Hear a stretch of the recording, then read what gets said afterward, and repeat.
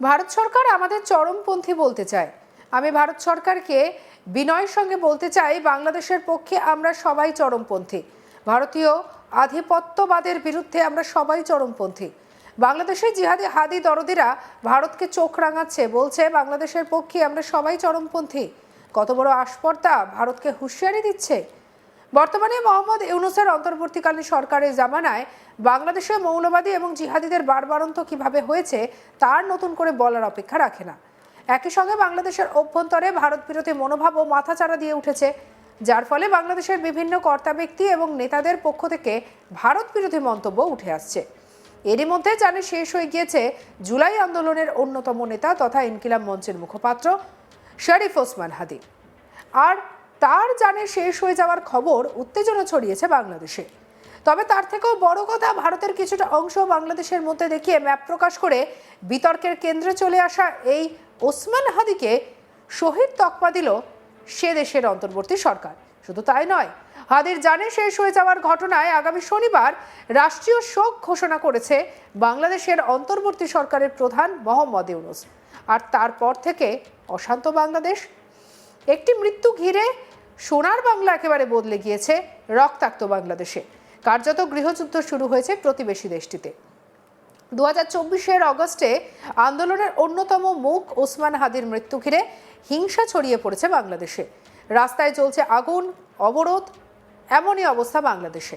তবে হিংসার শিকার বাংলাদেশে সংখ্যালঘু হিন্দুরাও।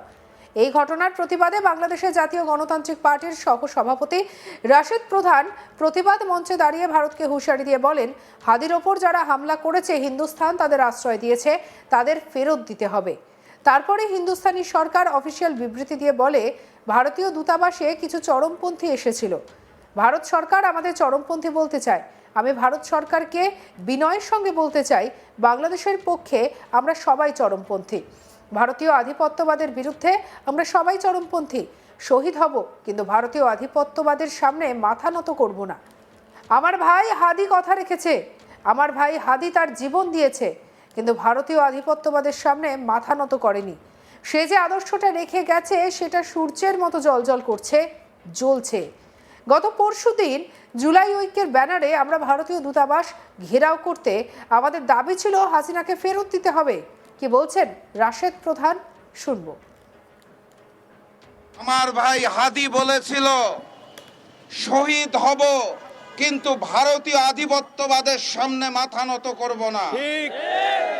আমার ভাই হাদি কথা রেখেছে। আমার ভাই হাদি তার জীবন দিয়েছে। আমার ভাই হাদি শহীদ মৃত্যুকে বরণ করেছে, কিন্তু আমার ভাই হাদি জুলাইকে বিক্রি হতে দেয় নাই। আমার ভাই হাদি ভারতীয় আধিপত্যবাদের সামনে মাথা নত করে নাই। হাদির দেহটা আজকে নিথর, বাইরে থেকে বাংলাদেশের পথে আসছে, কিন্তু সে যেই আদর্শটা রেখে গেছে তা ওই সূর্যের মতো জ্বলজ্বল করে জ্বলছে। সেই আদর্শকে ধারণ করে আমাদের দায়িত্ব মাথা উঁচু করে পথ চলা, তাহলেই আধির আত্মা শান্তি পাবে। গত পরশুদিন জুলাই ঐক্যের ব্যানারে আমরা গিয়েছিলাম ভারতীয় দূতাবাস ঘেরাও করতে। আমাদের দাবি ছিল খুনি হাসিনাকে ফেরত দিতে হবে। হাদির উপর যারা হামলা করেছে তাদেরকে হিন্দুস্তান আশ্রয় দিয়েছে, তাদেরকে ফেরত দিতে হবে। পরবর্তীতে ওই হিন্দুস্তানি সরকার অফিসিয়াল বিবৃতি দিয়ে বলেছে ভারতীয় দূতাবাসে এসেছিল কিছু চরমপন্থী। ভারত সরকার আমাদেরকে চরমপন্থী বলতে চায়।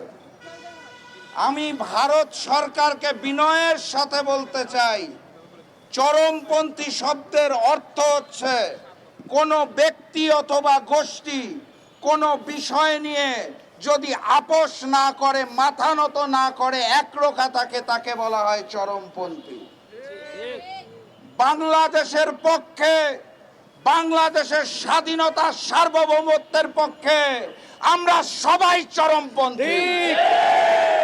ভারতীয় আধিপত্যবাদ, এবং ভারতীয় আগ্রাসনের বিরুদ্ধে আমরা সবাই চরমপন্থী।